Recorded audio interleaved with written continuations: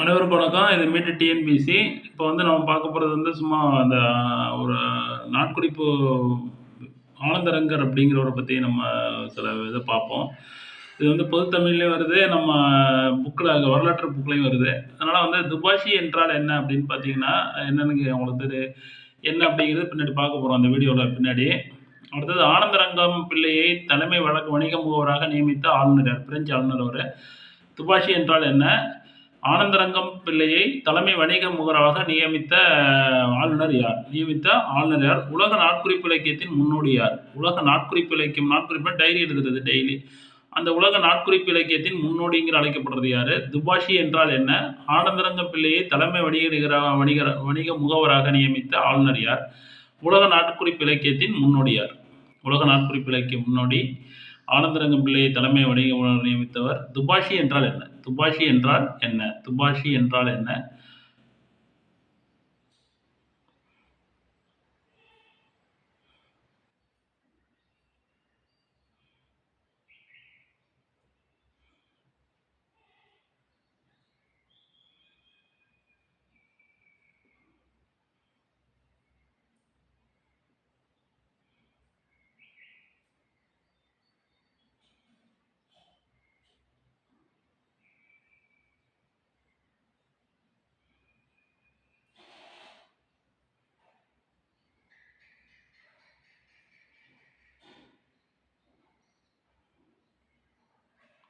துபாஷி என்றால் என்ன?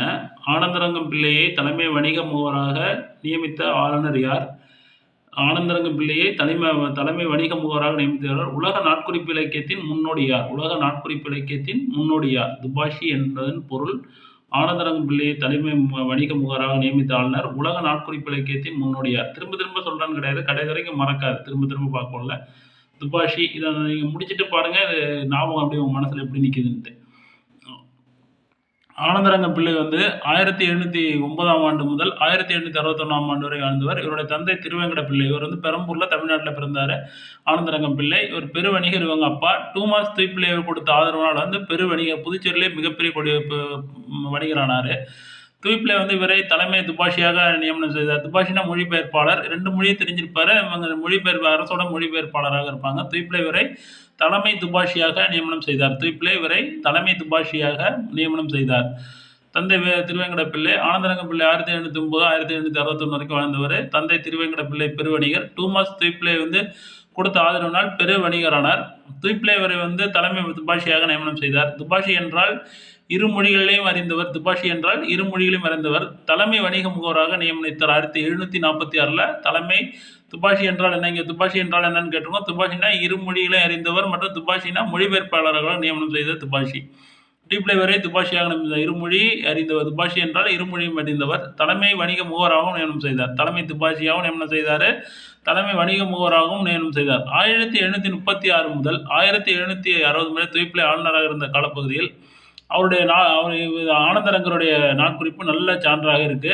அவருடைய கருத்துக்கள் அக்காலத்தில் விழாக்கள், சமூக நோக்கு, இது பூரா விஷயங்களும் அவர் அதில் எடுத்து கையாண்டிருக்கிறாரு. உலக நாட்குறிப்பு இலக்கியத்தின் முன்னோடி அழைக்கப்படுவர் பெப்பிசு. உலக நாட்குறிப்பு இலக்கியத்தின் முன்னோடி அழைக்கப்படுவர் பெப்பிசு. இந்தியாவின் பெப்பிசு அழைக்கப்படுவர் ஆனந்தரங்கர். இவர் நாட்குறிப்பு வேந்தர்னு அழைக்கப்படுறாரு. இது யாரு? ஆனந்தரங்கர் நாட்குறிப்பு வேந்தர் மற்றும் இந்தியாவின் பெப்பிஸ்ன்னு அழைக்கப்படுறாரு. உலக நாட்குறிப்பு இலக்கியத்தின் முன்னோடி யாருன்னா பெப்பிசு. உலக நாட்குறிப்பு இலக்கியத்தின் முன்னோடி யாரு? பெப்பிசு. ஆனந்தரங்கரை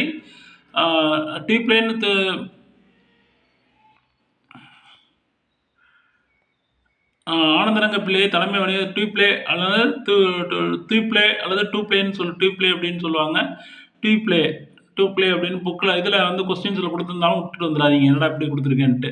துபாஷி என்றால் இரு மொழியை அறிந்தவர், இரு மொழிபெயர்ப்பாளராக நியமிக்க இரு மொழியும் அறிந்தவர். ஆனந்தரங்க பிள்ளை தலைமை வணிக முகவராக நியமித்த ஆளுநர் டூப்ளே.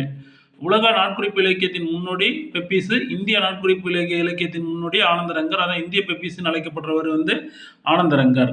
இந்திய பெப்பிசுன்னு அழைக்கப்படுவர் ஆனந்தரங்கர். நாட்குறிப்பு வேந்தர்னு அழைக்கப்படுவர் ஆனந்தரங்கர். நன்றி. தொடர்ந்து வாட்ச் பண்ணிக்கிட்டே இருங்க. நிறைய தகவல்களோடு உங்களை சந்திப்போம். நன்றி, வணக்கம். Thank you so much.